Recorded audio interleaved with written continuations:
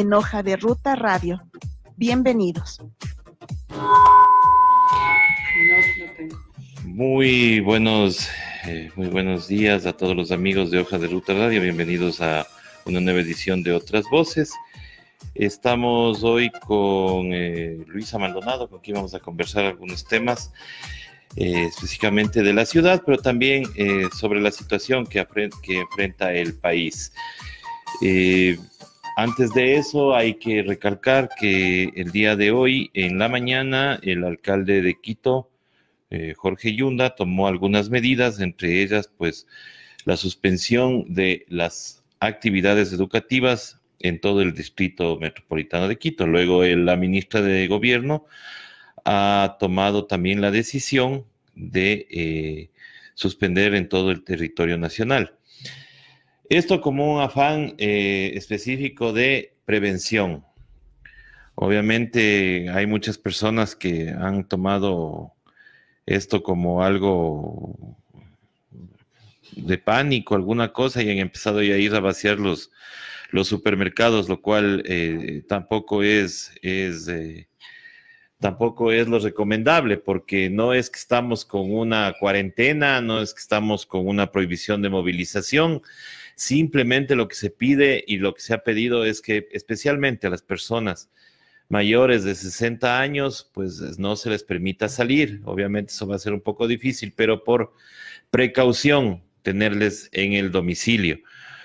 En el sistema educativo también se dijo que no hay ningún caso en el Ecuador en el sistema educativo, pero por prevención para que los muchachos no estén en contacto con el transporte público, pues se está evitando, se trata de evitar que tengan contacto con muchas personas. Entonces, son medidas de prevención que aplaudimos realmente, y personalmente pienso que están tomadas tarde, pero bueno, en estos casos hay que decirlo, nunca es tarde para tratar de prevenir.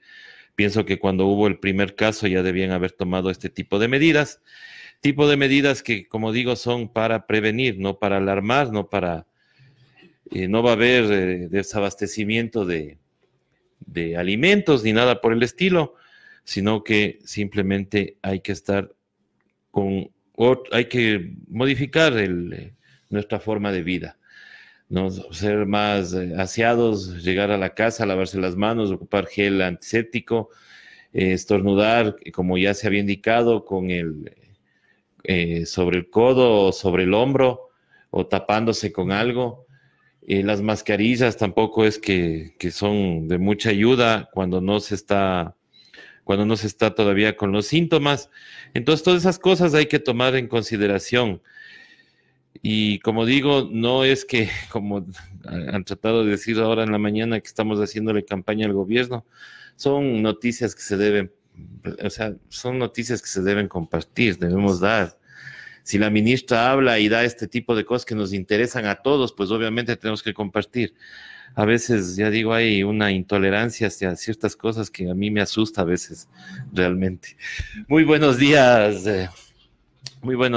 estamos con Luisa Maldonado y vamos a conversar. Bueno, hemos tenido una semana bastante agitada por algunos temas, esto del coronavirus, del COVID-19, también sobre la decisión que me parece una arrogación total de funciones del señor Contralor del Estado, que quiera pedirle al CNE que borre la inscripción de compromiso social, y las medidas que toma el gobierno una vez que estamos con un riesgo país ya más de 3,000 puntos, y todo esto afecta a los ecuatorianos y especialmente a la capital del Ecuador. Ahora, ¿qué medidas podemos tomar ante todo eso? Podríamos haber tomado ante todo lo que está sucediendo en nuestro país. Mi estimada Luisa, muy buenos días. Bueno, muchísimas gracias a Hoja de Ruta por la invitación. Citer, Guillermo, siempre es un gusto estar acá, poder a través de este medio alternativo poder comunicarnos con la ciudadanía, con los amigos, con los vecinos. Es muy, muy valioso. Además, ahora sabemos que los medios alternativos tienen mucha más credibilidad que los permanentes, porque ya vivimos, ¿no? Vivimos octubre y mientras pasaban cosas terribles en las calles, pues estaba pasando otro tipo de programación en esos medios. Así que yo felicito nuevamente. Muchas gracias. Que exista Hoja de Ruta. Lo segundo, lo que decías tú respecto de las medidas en este momento por esta pandemia ya declarada por la Organización Mundial de Salud, pues es muy importante dar a conocer y amplificarlas, porque está en juego la vida de todos y de todas. Entonces, pues como un medio responsable, así tiene que hacerlo y acudir al llamado. Esto, como tú dices, tenía que haberse hecho desde el primer caso que ya se identificó en el país, a fin de tomar todas las medidas preventivas y no permitir que esto justamente crezca, ¿no? Yo también creo que es un poco tardío, pero bueno, valga la oportunidad, todos tenemos que acatar estas medidas que son preventivas, ¿no? Que cuidan nuestra vida. Y tú decías algo importante, mejorarán nuestros hábitos también de higiene en los hogares, en los sitios públicos, porque qué grave que es que también en la ciudad encuentres una cantidad de basura, pero también la gente que lamentable tiene estos malos hábitos de escupir en la calle, cosas por el estilo. Volvamos a tener el pañuelo, los famosos pañuelos. Claro, se ha perdido, ¿no? Los pañuelitos que teníamos antes. Todo el mundo cargaba, sobre todo los hombres, siempre en su bolsillo la billetera y el pañuelo. Y la peinilla. Y la peinilla. Y la peinilla. Así era. Y las mujeres también, bueno, ahora el papel higiénico hay que cargarlo, el gel de mano, en fin, eso es más allá de lo que estamos viviendo inclusive, así ¿no? Es. Lamentablemente nuestro transporte acá todavía no se resuelve de forma adecuada, entonces es increíble cómo nos transportamos en el transporte público. Entonces eso hay que acatar y yo valoro que también Hoja de Ruta pues haga lo propio, porque es fundamental. Esperemos que esto no crezca más y que no se esté utilizando también esto, ¿no? Como una medida perversa. Yo creo que no. Esperemos que así sea. Esperemos que así sea. Entonces, nuestros guaguas, nuestros niños deben estar bien cuidados y también nuestras personas adultas mayores, nuestros abuelitos, ¿no? Escuchaba ahí que el 60 y piquito se suspende, lo cual me parece que es correcto. Entonces hay que atender a nuestros viejitos en la casa, alimentarles bien, mejorar el sistema inmunológico, tomar vitamina C, frutas bien lavadas, etcétera. Así que está muy bien que así se lo haga y yo también hago eco de eso, por eso me tomo este momento también. Luego, todo lo que nos pasa a quienes somos parte de la Revolución Ciudadana es como bien diría el compañero Rafael Correa, la tormenta perfecta. La tormenta perfecta. Ya no saben qué más hacer para que no participemos. Y eso es muy grave porque... O sea, yo digo, ya es demasiado descarado, evidente. Sí, es demasiado evidente y raya en el cinismo, ¿no? Porque ya han perdido todas las formas, han perdido, como quien diría, hasta la vergüenza, ¿no? Hay una intromisión muy clara, muy evidente de un poder sobre otro poder. ¿Qué tiene que ver aquí la Contraloría General del Estado? Y ahí no está en sus funciones. No está en sus funciones, pero ya hizo las observaciones hace años, ¿no? No recuerdo bien si es un par de años o hace un año, que le dijo al CNE las observaciones respecto de aparentemente de que las firmas no eran las correctas, etcétera. Lo que había que hacer es corregir eso, es decir, bueno, aquí hay unas 10,000 firmas que no corresponden a la realidad, vamos dejando a la institución que controla esto, a la autoridad de control, que es el CNE, para que corrija, para que diga que cambien las firmas, para que sancione, para lo que fuera.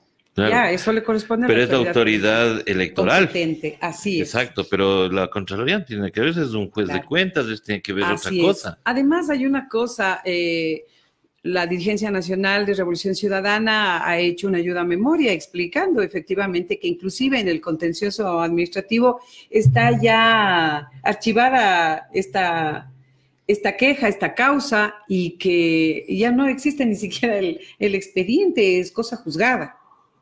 Porque, ¿cómo te explicas entonces que hayamos podido participar en las últimas elecciones locales? Claro. Por supuesto. Eso no... Eso ya les avala como un... Por supuesto. Y además aparte de eso, cuando hizo la revisión el CNE, ustedes no es que están con tarjeta amarilla ni nada. Nada de eso, no, porque justamente Compromiso Social, digamos que tenía tarjeta roja en su momento, pero con la participación última en el 2019, ya ves que ganamos prefecturas, concejalías, juntas parroquiales, vocalías, etcétera. Entonces, cumplimos más allá del porcentaje necesario para que el movimiento político se mantenga en vigencia.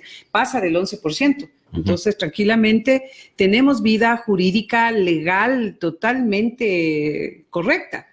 Y ahora salen con esta novedad que, como tú dices, es muy evidente, y yo digo, raya en el cinismo, porque entonces ya no saben qué más hacer para desaparecernos. Y esto para mí es un atentado a la democracia. Es un atentado real a la democracia, porque si dicen que tanto daño ha hecho el proyecto de la Revolución Ciudadana al país, dejen entonces que en las urnas terminen de acabar con este aparente daño que dicen que nosotros hemos llevado a cabo. Ya, pues déjenle a la ciudadanía que decida. Que sea la ciudadanía, ¿no?, que entierre a estos malvados como nos quieren a nosotros tildar. Pero es evidente que eso no va a suceder, porque mira tú lo que está pasando ahora, las medidas económicas van de la mano con también estos anuncios. Entonces es ya por demás sospechoso. Hay algunas sospechas, ¿no? O sea, ahorita esto de que las reuniones con más de 1,000 personas ya están prohibidas, entonces obviamente se podría ahí, como a ellos les encanta interpretar la ley, sería también que nosotros interpretemos la ley diciendo estamos en la calle, estamos a 2 metros de distancia de cada una de las personas, pero podemos salir a protestar, ¿no? O sea, no hay, como bien dijo la ministra hoy, dijo que no hay toque de queda ni nada por el estilo, sino solamente una prevención. Entonces, veamos qué pasa, porque ya se anuncian los suicidios. Se burlaban hace 2 días nomás de la gente que ponía gasolina, pero ya anunció el ministro que ya está lista la plataforma y que van a marchar los subsidios o que van a focalizarlos. Entonces, bueno, pero por ese lado, ¿qué dice la Revolución Ciudadana con lo que ha hecho el Contralor? ¿Pedirán algún tipo de explicación? ¿Les llevarán a un juicio político? Bueno, esta mañana ya se presentó el pedido de un juicio político, me parece que hizo la asambleísta Marcela Aguiñaga junto con toda la bancada. Yo digo, eso también es un poco tardío también, tenía que haberse hecho al otro día cuando el señor Contralor actual rompió un oficio, eso fue la acción de personal. La acción de personal, fue terrible. Yo digo, al otro día tenía que actuar la asamblea porque eso no es correcto. Es documento público. Documento público, en fin. Y por último, el gobierno tenía que llamar a concurso, bueno, no el gobierno, el Consejo de Participación Ciudadana. Al menos evaluar su exacto, nombramiento, alguna cosa. O llamar a concurso público, lo que fuera, sobre la marcha. Entonces creo que también se dejó pasar mucho tiempo por parte de la Asamblea Nacional. Sin duda la bancada de la Revolución Ciudadana no tiene los votos suficientes y ahí los acuerdos políticos son de otro índole, pero había que hacerlo. En todo caso, se lo ha hecho el día de hoy, que me parece que es la medida correcta, ¿no? Para decirle, usted tiene que responder por todos los actos que viene haciendo hasta el momento, porque hay una intervención permanente, no solo ahora en el CNE, sino en un montón de cosas con la fiscalía, en fin. Entonces se nota que hay como un acuerdo entre los poderes como para poder aislar o erradicar de forma definitiva a una propuesta como es la Revolución Ciudadana a través de Compromiso Social.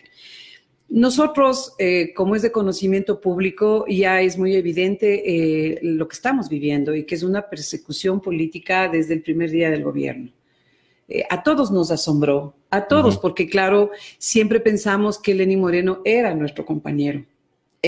Se peleó por él en las calles, se peleó ¿no? por él, luchamos por él, porque él era la continuidad de un proceso que le había hecho bien a la gente, que nos hizo bien a la gente, donde había trabajo, oportunidades para todos, un desarrollo importante en los temas educativos, de salud, de vivienda, una posibilidad real, si no inmediata, pero una posibilidad real de salir de la dependencia del petróleo, etcétera. Había una propuesta de largo aliento. pero fue de sorpresa para todo el mundo. No podíamos creer si en mayo se posiciona junio, julio, agosto. Seguíamos dudando de que esto pasaba con un compañero al cual nosotros decíamos va a traer tranquilidad, va a traer armonía, va a traer otro tipo, tiene otro estilo, decíamos, ¿no? Pero vamos a avanzar. Y claro, nos quedamos perplejos y cada vez se ha ido ahondando algo que no queríamos creer, y que es justamente esta relación con la derecha, es esta receta implacable de la implementación de lo que dice el Fondo Monetario Internacional en contra del pueblo. Y el Ecuador en eso ha sido muy, muy poderoso desde los años 90, 99, con toda la fuerza del movimiento indígena, que yo siempre he destacado y he recuperado, que han sido quienes han impedido las privatizaciones, han sido quienes han impedido que vayamos por los caminos tristes, dolorosos, como vive Argentina, como vivió en su momento y sigue viviendo ahora Chile. El Ecuador ha sido muy en eso, muy, muy fuerte, ¿no?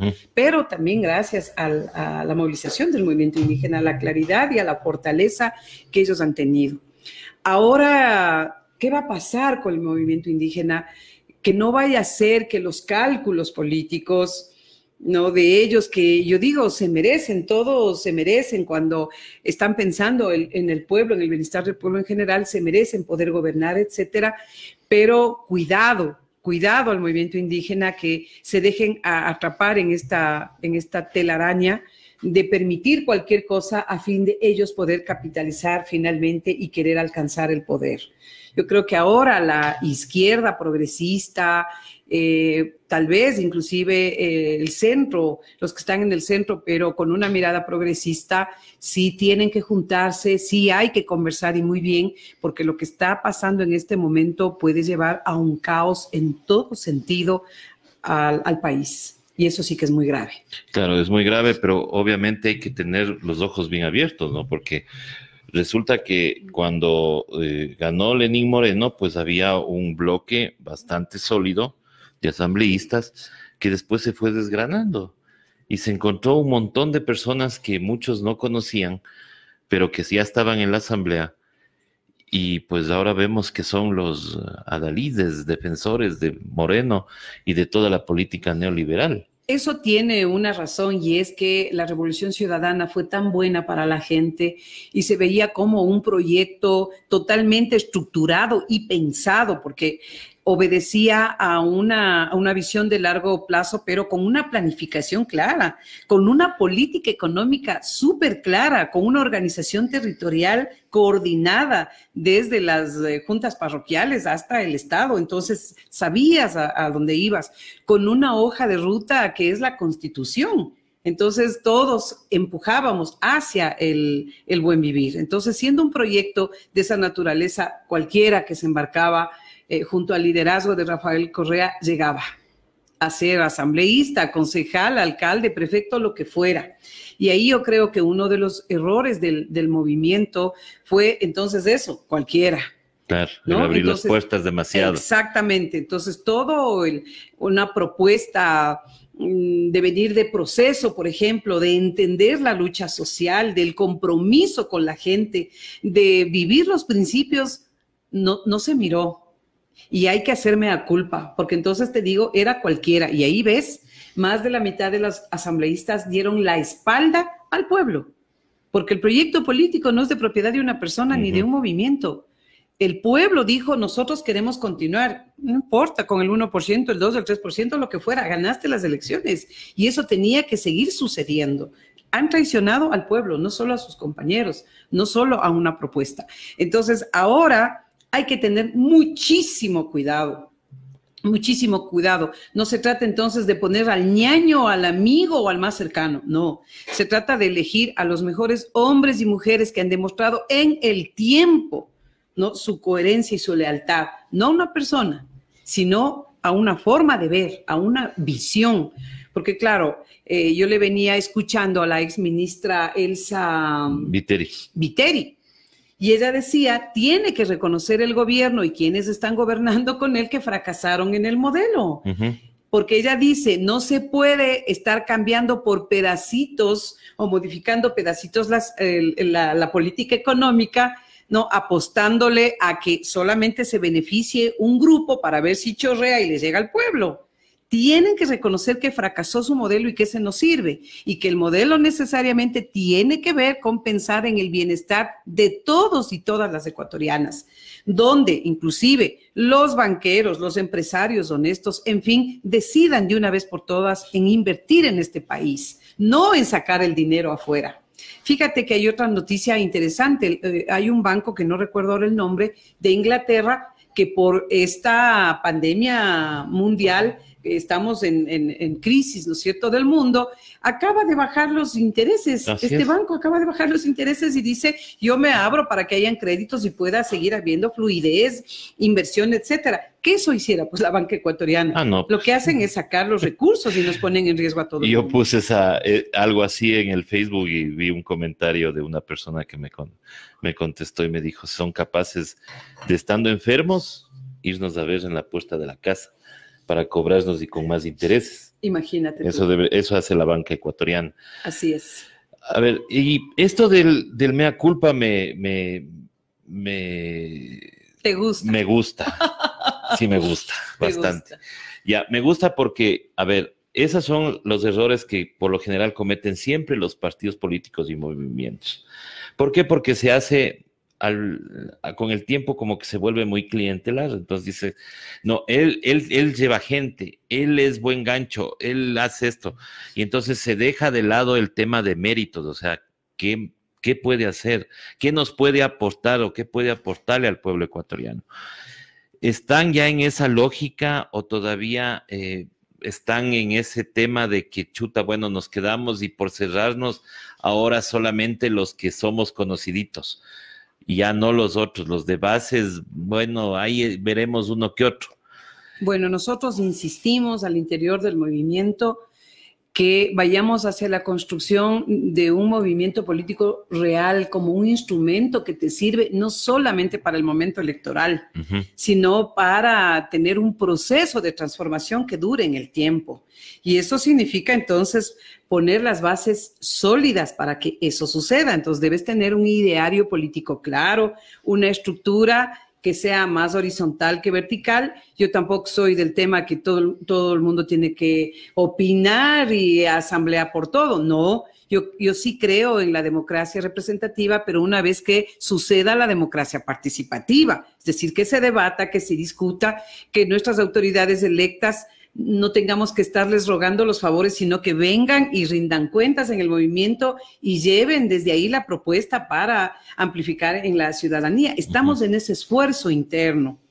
No ha sido fácil, ¿por qué? Porque como 12 años ganábamos nomás todo. Entonces sigamos de la misma manera. Se confiaron más o menos. Claro, bien confiados, y el instrumento, entonces, en vez de ser un instrumento valioso para lograr ir transformando y asentando de a de veras un proceso real, no, o sea, ahora solo es electoral y se vuelve una maquinaria de esa naturaleza, ¿no? Entonces, a ratos este tipo de amenazas que no son justas ni correctas, como lo hace la Contraloría, también nos ayuda a revisar, también nos ayuda a darnos cuenta. Entonces el partido solo sirve para el proceso electoral o realmente sirve para una construcción de una propuesta mucho más sostenida, ¿no? Entonces eso ayuda a que la reflexión sea importante. Pero ¿cómo vamos a ir a la reforma de estatutos si mañana nos quitan compromiso social? Yo les decía justamente ayer en una reunión, no importa.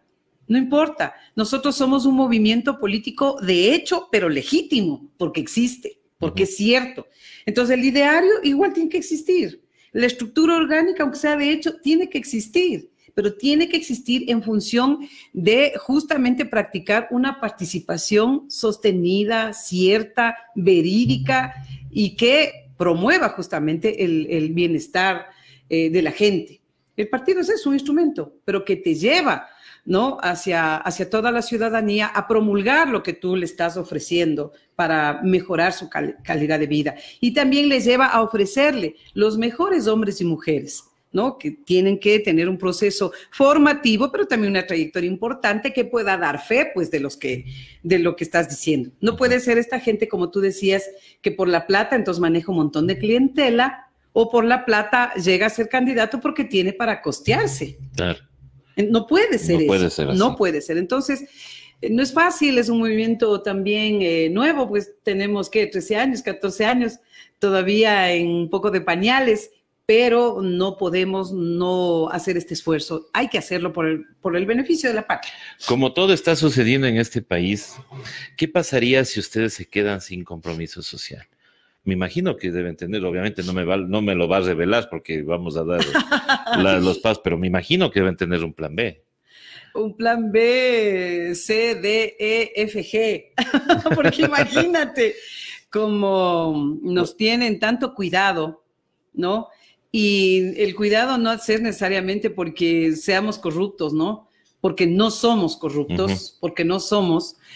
Pero el cuidado es porque vamos a ganar las elecciones, sin duda, pues. Por supuesto, porque si no les tuvieran miedo, les dejan participar tranquilamente y no pasaría nada. Es más, saldrían a decir, ya le ganamos y punto. Así es. Pero yo creo que el pueblo ecuatoriano, también eso venía escuchando en las noticias, y decía la exministra, decía, no sabemos por quién todavía votar, pero lo que sí tenemos la certeza es por quién no votar. Eso sí. Y me parece importante que ya al menos eso tengamos claro. Claro. Entonces, sabemos perfectamente quién está gobernando con el señor Moreno. Ahí están los representantes de las cámaras, está el señor Lazo, está el señor Nebot. Sabemos claramente que la receta que está aplicando es de la derecha de este país. Entonces, con certeza sabemos por quién no votar. Ahora, lo que hay que saber es si es que los movimientos de la izquierda progresista, como es el movimiento indígena, ciertos partidos de centro, la misma Revolución Ciudadana, son capaces de generar acuerdos y condiciones para llevar adelante, ¿no? un proyecto político ahora diferente. Y digo, hasta hay que ser generosos, porque si no eres de mi mismo movimiento, pero coincides en los principios y en lo que hay que hacer, yo tendré que ceder mi espacio para que vayas tú. Uh-huh.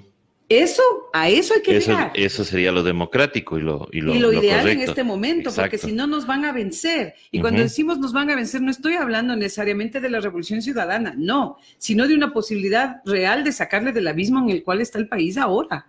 Entonces, tiene que ser esa izquierda progresista la que se junte y sea capaz, entonces, de vencer en las urnas a este modelo que nos quiere ahogar. Cuidado, ahora mismo parece que la Corte Constitucional está discutiendo, por ejemplo, lo de los TBIs. Todos sabemos que es prohibido por Constitución. Y que es terrible, ¿no? Que hagan una interpretación después de que se han pronunciado 8 veces. Imagínate tú. Ya diciendo que no. Entonces, mi llamado es a la dirigencia de estos partidos y movimientos de izquierda progresista, del centro, que es hasta donde nosotros llegamos, e inclusive algunos empresarios que son gente honesta, que le importa este país, que ha hecho su inversión. Eso es necesario, ir confluyendo en esos diálogos, en esos consensos, en esos acuerdos por el bien del país. Aquí no se trata de una persona, aquí se trata de millones de ecuatorianos que necesitamos progresar y salir de la pobreza que nos ha sometido este gobierno. Ahora, ¿qué hacer con los llamados arrepentidos? Porque ya vemos también que de Alianza País empiezan a desgranarse, empiezan a hablar que ya están distanciados del gobierno, que ya se van, y muchos de ellos dicen que, o sea, han hecho declaraciones diciendo que sí, que efectivamente Rafael Correa era un excelente líder. Dios mío, a la hora que se dan cuenta, ¿no? Sí, o sea, mejor dicho, en el tiempo exacto de elecciones se dan cuenta. Justo ahí. Rafael Correa es un extraordinario líder y es un ser humano también, ¿no? Y en tanto esa condición también, sin duda, tiene errores, y además, quien no hace nada no tiene errores, ¿no? Claro. Pero, por supuesto, tiene muchísimos más aciertos que errores su gobierno y su proceso. O sea, nos puso de pie, pero de verdad de pie. Y escuchándole también ahora una entrevista, él decía, hay muchísimas cosas que se pudo haber hecho, pero no, aquí hay un acuerdo claro entre el gobierno y el Fondo Monetario Internacional. Es de terror escuchar cómo van a despedir a 180,000 servidores públicos. Eso es clarito la receta, ¿no es cierto? Claro. El corte del Estado, la no inversión en los derechos más fundamentales como educación, salud y la privatización de empresas estratégicas que son propias para el ingreso del Estado. Si los empresarios privados no quieren hacer inversión en el país, dejen que un Estado eficiente sí lo haga, pues, ¿no? Hablaba él también en la mañana de las salvaguardas que logró, tanto fueron satanizadas en el gobierno anterior. Fíjate que regresan a hacer cosas que él mismo ya hizo y que es este recurso que ponían los empresarios de este fondo anticipado del pago de las rentas. Claro, del impuesto a las rentas. Mira, lo acaban de volver a colocar. También mencionaba respecto de cómo puede ser posible que si tú tienes fondos internos, no sea, por ejemplo, el IES, el Banco Central, quien le preste al mismo Estado, es decir, ese crédito interno, en vez de estar buscando créditos afuera. Pero está prohibido por ley porque acabaron de aprobar eso. Pero al gobierno sí le interesa hacer estos créditos. Ni siquiera del Banco Central podemos coger lo que está ahí. No, está prohibido por ley. Fíjate tú. Entonces, ¿a quién están sirviendo? Está clarito. Entonces, yo creo que Rafael tiene claro por dónde ir, por dónde caminar, y por eso entonces ahora tendrán un montón de arrepentidos de decir, vamos contigo, Rafael, pero a mí también me da el temor de que quieran usar al expresidente Correa para llegar a algunos con una actitud oportunista, ¿no? Y después sí, post Correa ya contigo no es nada. Ahí hay que tener también muchísimo cuidado. Por ejemplo, cuidado. Personas que apoyaron el 7 veces sí, por ejemplo. Claro. Entonces, ¿qué es lo que nosotros hemos pensado? Creemos que la gente de base, la gente sencilla, que a veces es manipulada y llevada por falsos liderazgos que lo que pretenden es buscar solo intereses personales, esos compañeros sí podrían estar siendo, digamos, no sé si aceptados es la palabra, pero en un proceso de retorno. Pero hay algunas líneas rojas que han sido muy claras, ¿no? Que pese a que ya sabían que este gobierno estaba totalmente derechizado y que tenían intenciones nefastas, siguieron ahí. Entonces, ahí esas líneas rojas son muy claras, ¿no? Pero tampoco se trata de que nosotros nos declaremos los triunfalistas y los únicos, porque eso también es un error. Sí, nosotros somos una opción para el pueblo, pero no podemos ser arrogantes ni nada de eso, sino más bien ahora totalmente abiertos y generosos a escuchar y a lograr estos necesarios acuerdos, alianzas y consensos por el beneficio de la patria. Hay que tener una actitud humilde, generosa y de orejas abiertas. ¿Qué pasaría si dentro del movimiento no se llega a un consenso de un candidato a presidente o presidenta y viene una persona de fuera? ¿Qué debería tener esta persona? Bueno, primero creo que en el movimiento sí hay cuadros que puedan asumir esta tremenda responsabilidad. No creo que sea el peor de los casos, la verdad. No creo porque... En democracias internas a veces hay unas luchas porque son terribles, pues a veces hasta entre compañeros hay las disputas. Eso, ¿no? Es feo, ¿no? Claro. Eso es feo porque por eso digo, en el peor ahí de los están casos presentes los antivalores y no está bien porque no se trata aquí de temas personales, sino de pensar en el Ecuador completo.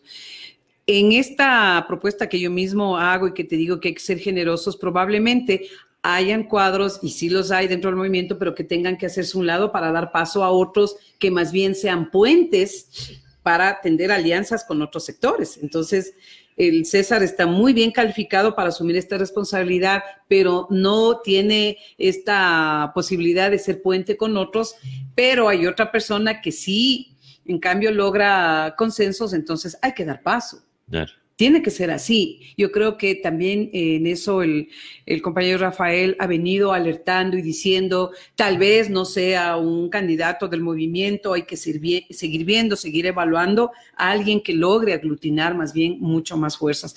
Fíjate, en esto han sido un ejemplo, ¿no? Aunque la última vez no les fue muy bien, pero ha sido un ejemplo Uruguay, el Frente Amplio. El Frente Amplio, ¿no? Pone a sus mejores cuadros como para que se siga la tendencia en beneficio del pueblo uruguayo. Entonces hay que aprender de eso también, ir madurando políticamente y decir, bueno, vamos haciendo un Frente Amplio, si no de otra manera aquí nos ganan. Y lo más grave es que ni siquiera ya es la derecha, ya da hasta miedo, ¿no? ya es mucho más que la derecha, ya hay unas cosas un poco fascistas. Una derecha ideologizada donde se toma a la religión como base y con eso convencen a la gente. Imagínate, y ahí sí ya es de miedo, ¿no? Es de miedo, claro que sí. Por esas alertas, entonces, hay que ser capaces de caminar juntos, de hacernos de a buenas con alguna gente, de pedir disculpas también, ¿no? Porque se ha de ver afectado también algunos sectores. Entonces se requiere una madurez política, pero urgente, urgente. El movimiento tendrá que tener, como te digo, estos planes A, B, C y D. Claro. Pero no creo que sea responsable decir estamos fuera y ya, no, hay que dar la pelea. Este es un país democrático y hay que hacer respetar eso. Es el pueblo el que decide. Así es. Vamos al tema de la ciudad. Preocupa, por ejemplo, y especialmente a este medio y a quien le habla, preocupa que el señor alcalde, si bien es cierto, bueno, ha hecho, cualquiera hiciera cosas más que el anterior alcalde, ¿no? Porque obviamente dejó la línea muy abajo. Híjole, cualquiera. Claro, cualquiera, o sea, sí, la verdad es que, o sea, no dejó la vara muy alta el señor. Así es. Ya, pero nos preocupa que no se haya hecho una auditoría a la gestión del anterior alcalde. Y lo mismo nos preocupa también en la prefectura. Bueno, obviamente Paola Pavón sale de este problema, con estas cosas, pero bueno. Pero específicamente en la municipalidad de Quito, no se habla de una auditoría, por ejemplo, a las contrataciones que hizo Rodas en el periodo de él. No se ha hecho nada con ese tema. Y hay una institución, un departamento, no sé cómo es, que se llama Quito Honesto, por ejemplo. Y Quito Honesto ha brillado por su ausencia en estos meses y casi año ya que va a tener la alcaldía de Quito. Bueno, en este momento conocemos de algunos proyectos que ha anunciado el alcalde y por lo general la ciudadanía espera al menos el año de ejercicio del cargo para poder hacer una evaluación. Estamos a prácticamente un poco más de un mes para que cumpla un año el alcalde Yunda y poder hacer una evaluación. Sin embargo, en ese año tú lo que esperas es tener con claridad hacia dónde va la ciudad, porque obviamente el primer año es de mucho entusiasmo y de declaraciones y decir vamos hasta acá, vamos a alcanzar esto y lo otro. Y yo la verdad no termino de entusiasmarme de nada. De nada, porque no he oído, no he escuchado hacia dónde va la ciudad, ¿no? Ahí dice Quito grande otra vez, dígame cómo. ¿A dónde? ¿A dónde? Claro, grande, ¿por qué? Entonces, lo que he visto y es muy visible es una obra de repavimentación de las grandes avenidas que está muy bien. Y luego veo también obras de adoquinado, pero que ni siquiera terminan la calle completa, sino son metritos y un tremendo rótulo. Realmente eso es lo que he visto. Una mano de gato en algunos parques de barrios populares. Bueno, eso es como lógico hacer y hay que hacer. Pero ¿dónde está la gran política del alcalde Yunda para decir el alcalde Yunda se va a destacar por esto o nos vamos a acordar de él por esto? Porque tú podrás decir, voy a poner un mal ejemplo, pero como alcalde fue buenísimo el trolebús. Ya. Vos sabes cuál hizo eso, ¿no es cierto? Sí, yo sé. Clarito. Ya, y te vas a acordar de cada administración por una obra que transformó de alguna manera la ciudad. Entonces, eso es lo que estamos esperando. La otra cosa es el modelo de gestión. El modelo de gestión. Fíjate tú que cuando gana Rodas, lo primero que dice es que va a desbaratar el modelo de Barrera. Pues el modelo de Barrera sigue hasta ahora. No pudo desbaratarse. No, las secretarías, las empresas públicas, etcétera, nunca hizo nada Rodas, no, ni topó. Pero lo propio Yunda. Lo propio. El modelo de gestión habla mucho de cómo lo vas a hacer. Ahí dijeron cero papeles, que van a eliminar puestos de trabajo, etcétera, no sé qué, para hacer más ágil la institución. Tampoco hay nada. Con esto no quiero decir que haya que votar gente, de ninguna manera. Porque cuando yo estaba de candidata a la alcaldía, yo decía, no voy a votar un solo empleado, pero voy a hacer ágil el municipio, porque teníamos claridad de cómo hacerlo, ¿no? Entonces, tampoco ves un modelo de gestión claro para la ciudad. ¿Dónde está? Y más allá de declarar que va a ser el estadio en la mitad del mundo y no sé qué. O el estadio aquí, porque ya dijo la Arena Atahualpa también que iba a ser. Ya presentó no he oído nada más. Y hay otra cosa que me preocupa y muchísimo. ¿Qué pasa con el metro? Con la obra del metro. nace desde la alcaldía de Barrera, vamos, ¿cuánto tiempo en la obra del metro ya? Ya 2015, 20, son 5 años, ya vamos al sexto año y no terminas la obra. A mí me da la... Pero ya está inaugurado un centímetro del kilómetro, metro. creo que está. Un centímetro del metro. ¿Ya? Sí. Eso es bien grave porque eso le cuesta mucho a la ciudad, le cuesta mucho. Y quiero mal pensar y también pedir disculpas si es que es así, pero Rodas calculó para dar su salto hacia Carondelet. Espero que no esté haciendo lo mismo el alcalde Yunda. Esperando inaugurar el metro cuando sean elecciones para ir de candidato a la presidencia sería gravísimo. Ahora, porque nos preocupa, por ejemplo, de que no hay el contrato de cómo van a cobrar. Claro, el sistema de recaudo. El sistema de recaudo. Claro, no hay.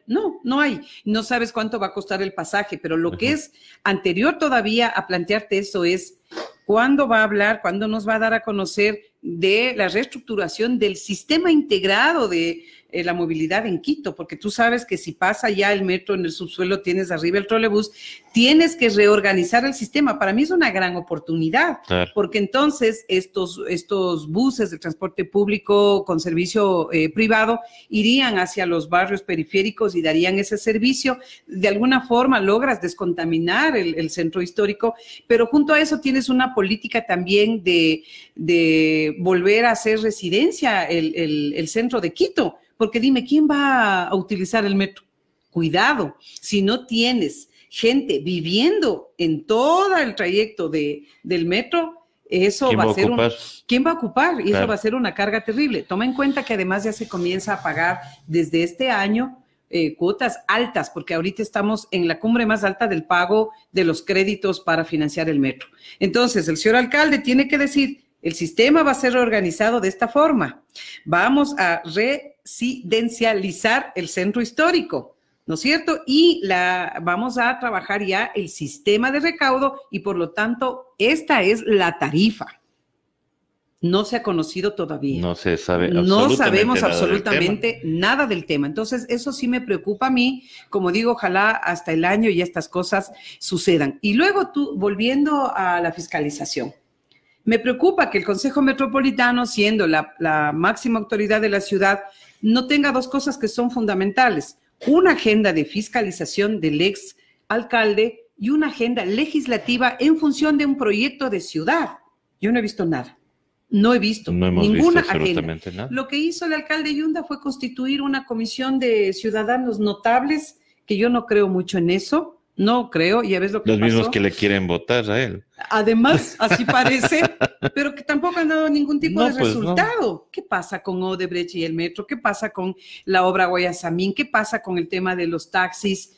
¿No? ¿Qué pasa con el Quito Cables? Toditos esos proyectos donde se invirtió dinero de los quiteños y quiteñas y que no se responde nada. ¿Se llegó a invertir algo en los Quito Cables? Claro, pues, por supuesto. Ahí inclusive quedaron hechos unos pilones en algunos lados.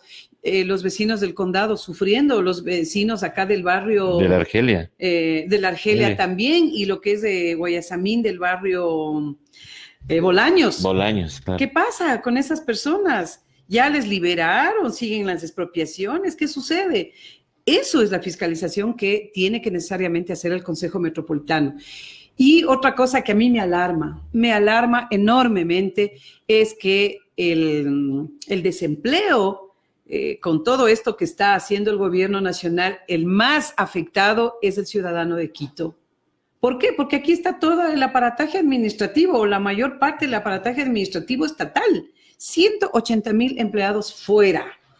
En campaña yo decía que estaba en el 5%. Ahorita no tengo el dato, pero va a crecer mucho más en Quito. Por supuesto. ¿El alcalde qué va a decir? Esa no es mi tarea. No, señor alcalde, es su tarea. Usted tiene que generar las condiciones necesarias para que se generen fuentes de trabajo aquí en la ciudad. Porque entonces tienes una cantidad de pobre gente vendiendo de forma inadecuada. Y yo digo pobre gente en el sentido de que no tiene cómo más hacer para llevar la papa a su casa. Pero además aumenta la delincuencia, ¿no es cierto? La inseguridad y todo eso. También va a decir el alcalde, no es mi competencia. No, señor, usted tiene una tasa de seguridad. ¿Qué está haciendo con ella? ¿No? Entonces, esos dos temas la ciudadanía tenemos que exigir al alcalde y al Consejo Metropolitano. ¿Qué van a hacer para generar empleo para los quiteños y quiteñas? ¿Y qué van a hacer con la tasa de seguridad para garantizarnos la tranquilidad y la paz para vivir en esta ciudad? Eso no he escuchado nada.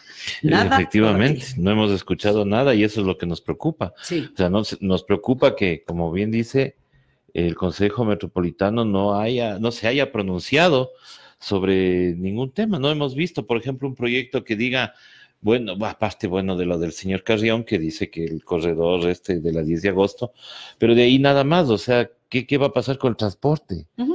¿Por qué el tema de los Metrocables era? ¿Cómo era? Quitocables. No se hace para los valles, por ejemplo. Claro.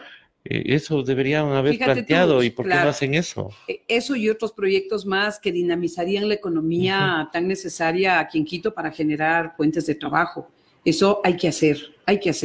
Entonces, los gremios, la academia, los grupos profesionales y ciudadanos particularmente, y yo misma, como ex candidata a la alcaldía de Quito, estamos listos y dispuestos para poder entregar ideas, propuestas, trabajo para que la ciudad se desarrolle. ¿No le ha llamado el alcalde para pedirle No me ha llamado. ¿Alguna idea, alguna cosa? No me ha llamado, sin embargo, me sentí honrada que un medio de comunicación escrito señaló en algún momento y le decía, alcalde Yunda, sería bueno que converse con la ex candidata Luisa Maldonado porque tenía una propuesta interesante de generar 100,000 puestos de trabajo. Yo aquí lo comentaba la vez anterior, o sea, los 100,000 puestos de trabajo yo no lo dije por decir, pues no, de ninguna manera. Conversé con algunos expertos, todo lo que se podía hacer para cumplir con eso. Yo mismo fui la gestora cuando estuve de concejala de la Ordenanza de Economía Solidaria. Ahí hay una obligatoriedad del 5 al 10% de que todas las empresas públicas metropolitanas tengan que del monto de contratación pública, justamente para fomentar la empresa asociativa solidaria, puedan adquirir estos bienes y servicios realizados desde ese sector. ¿Cómo dinamizas desde ahí? Hay un montón de servicios que necesita el municipio, desde elaboración de repuestos para el trolebús. No solo es catering o limpieza, de ninguna manera, hasta construcción de vivienda, uniformes para colegios municipales, para los mismos empleados, en fin, muchas formas. Ahí tenías tu ingreso bajito de 40 millones de dólares anuales, tranquilamente. El otro aspecto que siempre propuse fue la construcción de vivienda de interés social, vivienda VIP también, de interés público para clase media, ¿no? Eso es posible porque el municipio tiene un sinnúmero de predios de su propiedad y ordenanzas aprobadas para la construcción de la vivienda, ¿no? Tú sabes cómo dinamiza la construcción de la vivienda, ¿no? La gente puede acceder al crédito, ahora hay un bono inclusive, y bueno, pues vamos avanzando. Tampoco hay nada, ni una sola vivienda en Quito, ni una sola, no se ha construido nada, absolutamente. El otro esfuerzo era ya con la pequeña y gran industria. Yo conversé con algunos empresarios donde ellos decían es necesario construir un parque industrial. Bueno, ¿en qué condiciones? No se les puede regalar nada, pero vamos acordando, ¿ya? Pero generas ese tipo de condiciones. Ahí tenías también garantizados miles de puestos de trabajo para la gente y vas sumando y llegas hasta los 100,000. Y lo otro que me encantaba, me fascinaba era la basura, la reutilización de la basura. Yo siempre digo, plata botada. La plata botada. Claro. Botada. Vamos, con decisión, a hacer la recolección desde la casa, la clasificación desde la casa, ¿no? Desde ahí tú puedes la basura orgánica, hacer composta, un sinnúmero de cosas, y la otra basura le conviertes pues en artículos para vender, en fin. Entonces hay muchas formas de generar fuentes de trabajo. Y estas ideas, mira que lo digo desde este medio de comunicación, se pueden tomar en cuenta y llevar adelante para que la gente se organice y pueda acceder a puestos de trabajo. No se trata aquí de llevar la carpeta y decir quiero un puesto de trabajo en el municipio, no, sino de generar las condiciones, ¿no? Pequeños constructores, pequeños inmobiliarios que puedan participar en construcción de vivienda, las asociaciones alrededor de la recolección y clasificación de la basura, estas empresas de economía solidaria, los industriales, pequeños industriales, etcétera, etcétera. Entonces, no es que no se puede hacer. Sí se puede hacer, pero hay que concentrarse. Decisión y hay que concentrarse. Fíjate, yo decía una cosa. Han habido buenos alcaldes pero han sido alcaldes que han amado a la ciudad, sea como sea, y no han estado pensando en Carondelet. Pero ahora le usan a la ciudad de Quito como trampolín para llegar a Carondelet. Por eso es que hay que elegir alcaldes que le quieran a esta ciudad, que estén enfocados en desarrollar esta ciudad. No puede ser posible, ahora se plantea el estatuto autonómico, tú has de haber oído, y algunos sectores de Cumbaya, de Puembo de Pifo, que quieren declarar su independencia. Cantón, claro. Imagínate qué es eso. Quito se ha caracterizado por ser una ciudad totalmente solidaria, porque la solidaridad no es propiedad de los pobres, de ninguna manera. En Quito no hay la brecha entre ricos y pobres como es Guayaquil. Quito ha sido capaz de hacer un esfuerzo por ser equitativa. Entonces, no está bien que quieran independizarse unos y decir aquí es la ciudad de los ricos y acá la de los pobres. Tienen su San Borondón propio. Por favor, eso no es correcto. Yo conozco gente que tiene recursos económicos, pero ha sido gente solidaria y capaz de mirar más allá y de tener una ciudad segura para ellos mismos. Porque la pobreza, ¿qué genera? Inseguridad. Inseguridad. Claro. Inseguridad, porque vos, ¿qué haces para llevar la papa en una desesperación? Dios no quiera, ¿no es cierto? Quiera, así es. Eso es terrible. Entonces, Quito es una sola ciudad, pero con diferentes realidades, ¿no? ¿Por qué? Porque también los alcaldes, la mayoría de los alcaldes solo han desarrollado el centro norte y algunos valles. Esa ha sido su política. ¿Quién ha pensado en el extremo sur? ¿Quién ha pensado en la ruralidad? ¿Quién ha pensado ahora en el extremo norte? Casi nadie. Es momento de pensar en una sola ciudad y poner los recursos donde más se necesita para lograr una equidad que le permite el bienestar para todos. Entonces, ese estatuto autonómico hay que seguir discutiendo. A mí me encantaría poder hacer luego, ojalá me invites otra vez para hablar sobre ese tema, ¿no? Y ojalá inclusive pudiera haber un debate con alguna otra persona que está planteando esta independencia de ciertos valles. Podríamos, ¿no? Eso sería muy lindo. Sería muy bueno. Pero yo apelo nuevamente, yo siempre he dicho, los quiteños hemos sido más solidarios siempre. No somos, lamentablemente, la experiencia de Guayaquil. Ahí es clarito, los pobres y los ricos, no hay más. No, aquí no hay esa pobreza extrema y no lleguemos a eso. Esperemos que así sea y claro, la invitación está hecha de antemano, ¿no? Siempre abiertas las puertas de acá, hoja de ruta para sus criterios, para sus análisis también, mi estimada Luisa, y obviamente trataremos de ver otra persona para ver si hacemos algún debate. Genial, para buenísimo. tratar del tema del Estatuto Autonómico, eso está muy bien.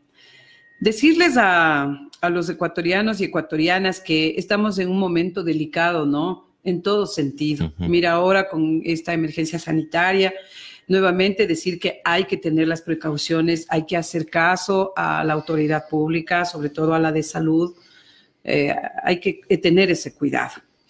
Y también estar totalmente alertas y atentos, no por este miedo de la salud, descuidar en cambio lo que el gobierno está planteando a la ciudadanía. Lamentablemente las medidas que están implementando no son buenas para la mayoría de los ecuatorianos. Esa es la verdad. No nos hacen nada bien. Yo creo que hay economistas muy, muy eficientes, responsables, como la exministra María Elsa Viteri, el mismo señor Pablo Dávalos, que también es economista. Hay empresarios honestos que invierten en este país, que le quieren a este país. Hay que escuchar a todo el mundo y tener claridad de que sí hay salidas. Yo hago un llamado al movimiento indígena, a los dirigentes de otros movimientos políticos, progresistas, a entrar en un diálogo para hacer una propuesta que les saque al país de donde está. Así que sí, a cuidarse con el tema sanitario, pero estar alerta también de que no vayan a vender nuestra patria. Porque aquí estamos nosotros y nuestros hijos y las generaciones venideras. Y responsablemente y en el marco de la Constitución tenemos todo el derecho de decir que no estamos de acuerdo porque no nos hace nada bien. Así es, me quedo con esa última parte y muchísimas gracias a todas las personas que se conectaron, que fueron bastantes. Muchos saludos también le mandan a usted, que ha sido una excelente candidata. Dice que esperan verle nuevamente en las próximas elecciones. Dios mío, ojalá dejen. Ojalá dejen. Bueno, muchísimas gracias. Las recomendaciones están hechas. No se olviden que más tarde ya tenemos más programación acá en Hoja de Ruta con nosotros y con el segmento Otras Voces. Será hasta el día de mañana. Muchísimas gracias. Hasta pronto. Gracias a todos y todas. Gracias, Cita y Guillermo. Gracias.